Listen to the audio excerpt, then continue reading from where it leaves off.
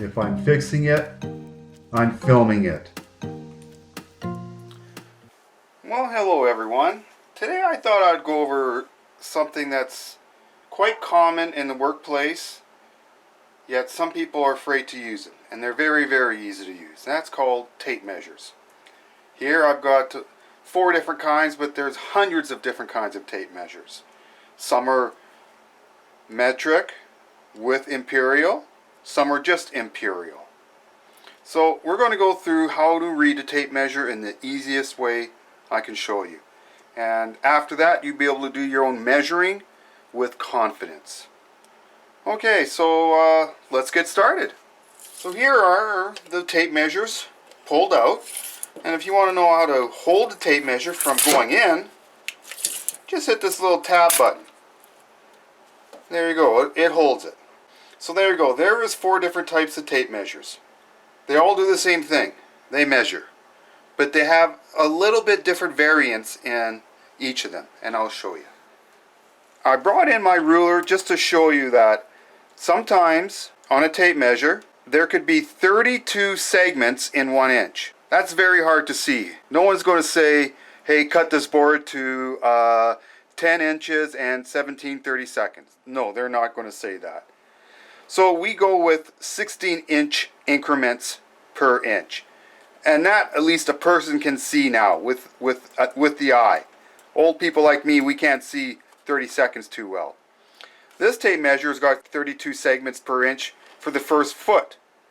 This tape measure doesn't even bother with 32-inch segments. We use 16-inch segments, and that's the most common, and that's what I'm going to show you. Okay, let's pretend this is our first inch on our tape measure, and everything is divided into 16 segments. So just count your ticks. So 1, 2, 3, 4, 5, 6, 7, 8, 9, 10, 11, 12, 13, 14, 15, 16 segments in 1 inch.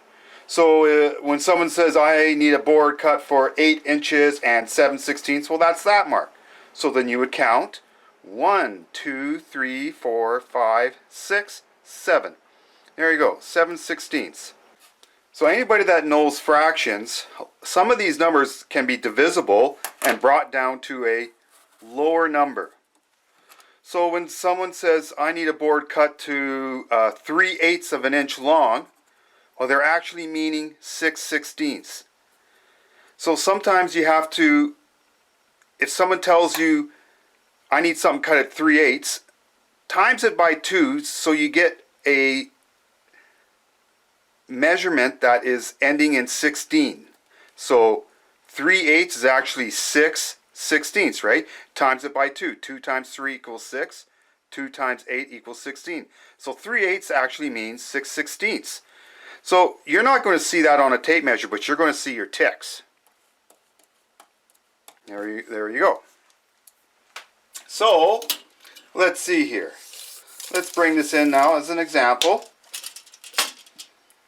Okay, so let's say I want to cut a board at 11/16. But where's 11/16? Well, it is right here. And you can go and look at this. So we can have 7 inches plus 11/16. So we count our ticks. 1, 2, 3, 4, 5, 6, 7, 8, 9, 10, 11. 11/16 right there. It's just before 5/8 and 3/4, which, remember, if someone says cut a board at 5/8, well, you got to times it by 2 to get 10/16. 5 times 2 is 10. That times 2 is 16, so that's 10/16. Now, sometimes someone will say, I need a board cut to 3/4 of an inch. Well, there's 3/4 of an inch, but that's actually 12/16. So 12 ticks gives you 3/4. And you can times that by 4, right? We need 9 inches and 3/4. Well, I don't know what 3/4 is. 3/4 is actually 12/16. So now you can go 9 and then count your marks. 1, 2, 3, 4, 5, 6, 7, 8, 9, 10, 11, 12. 12 right there. That is actually 9 3/4. Another easy way is halfway is always 8/16, which is half, right? 8 16ths. So that's half. So if you want to figure things out, always go, oh, there's 8, and then you go 9, 10, 11, 12. Oh, 12 right there. 12 and 3/4. 12 16ths was actually 3/4. So that's basically how tape measure is divided up, by 16ths. But no one's going to tell you to cut a board at 12/16ths. They're going to tell you to cut a board at 3/4. So just remember to convert this to the 16th denominator, times it by 4. Anything that ends in an 8 times by 2. Anything that ends in a 4 times by 4. And anything that ends in a 2 times by 8, right? 1 times 8 equals 8. 2 times 8 equals 16. So that's how a simple tape measure works. Okay, I have a board here, and let's measure it. You tell me what it is. So it looks like it's 21 and 1, 2, 3, 4 ticks. What is 4 ticks? What does 4/16 mean? 4 ticks. So 1, 2, 3, 4. 4/16. So that board is actually 21 1/4 inches long. That's how you read that. If you have to, make a copy of this and print it out and keep it with you. That way, when you start measuring stuff out, you're just going to count your main ticks. Oh, I got 10 ticks out of 16th. Well, that actually means 5/8. And another little trick with tape measures is this thing right here. It is meant to move. And why is that? Well, when you measure something by pulling on it, it extends it out. And when you measure something like up against a wall, it's meant to push in.